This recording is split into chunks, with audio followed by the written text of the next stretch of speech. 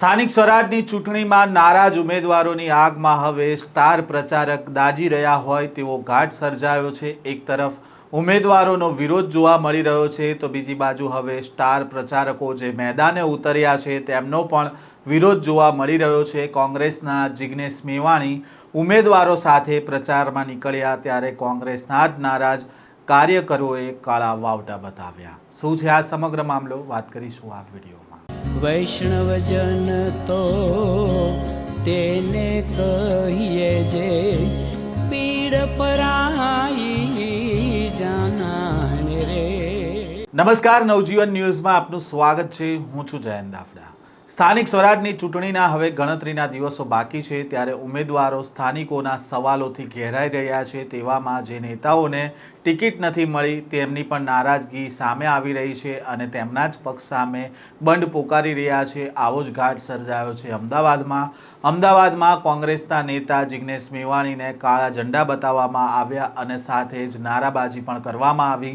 ગઈકાલે સ્ટાર પ્રચારક જિગ્નેશ મેવાણીએ સરસપુર અને રખિયાલ વોર્ડના ઉમેદવારોના પ્રચાર માટે રેલી યોજી હતી, જેમાં પૂર્વ ધારાસભ્ય અને પૂર્વ શહેર પ્રમુખ હિંમતસિંહ પટેલ સહિતના નેતાઓ પણ જોડાયા હતા। પરંતુ ટિકિટના વિવાદના કારણે રેલી જ્યારે મંસૂરીની ચાલી પાસે પહોંચી હતી ત્યારે કેટલાક સ્થાનિક કાર્યકર્તાઓએ સ્ટાર પ્રચારક અને ઉમેદવારોનો વિરોધ કર્યો હતો। મોટી સંખ્યામાં કોંગ્રેસના સ્થાનિક કાર્યકર્તાઓએ કાળા ઝંડા ફરકાવીને વિરોધ નોંધાવ્યો હતો તો બીજી બાજુ રેલીમાં જોડાયેલા કાર્યકર્તાઓ પણ જીતેંગે ભાઈ જીતેંગેના નારા લગાવ્યા હતા અને માહોલ તંગ બન્યો હતો।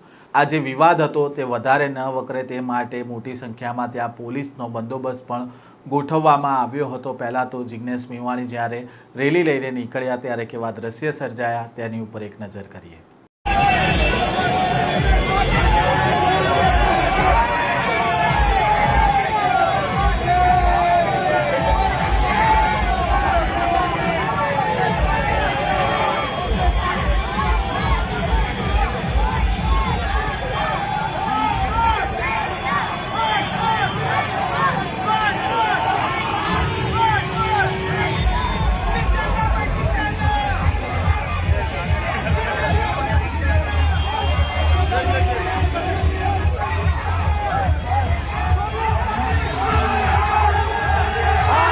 અમદાવાદમાં કોંગ્રેસના નેતા જિગ્નેશ મેવાણીને કાળા ઝંડા બતાવવામાં આવ્યા હતા અને સાથે નારા પણ લગાવવામાં આવ્યા હતા। સ્ટાર પ્રચારક જિગ્નેશ મેવાણીએ સરસપુર રખિયાલ વોર્ડના ઉમેદવારો સાથે પ્રચારમાં નીકળ્યા હતા।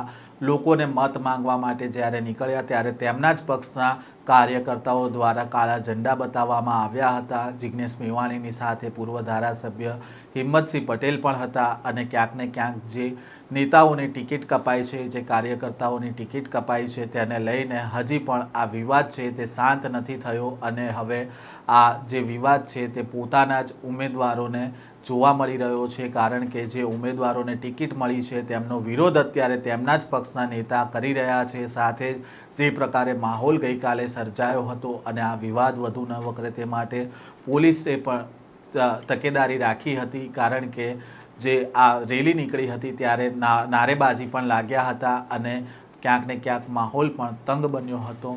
હાલ તો કોંગ્રેસ એક તરફ જીતનો દાવો કરી રહી છે તો બીજી બાજુ અત્યારે તેમના નારાજ કાર્યકર્તાઓ અને નેતાઓ છે જેમની ટિકિટો કપાય છે તે પોતાના જ પક્ષ સામે અત્યારે પડ્યા છે અને પોતાના પક્ષ સત્તામાં ન આવે તે પ્રકારના પ્રયાસો કરી રહ્યા છે। આ પ્રકારના સમાચાર અહેવાલ સાથે ફરી મળીશું। નવજીવન ન્યૂઝ સાથે જોડાયેલા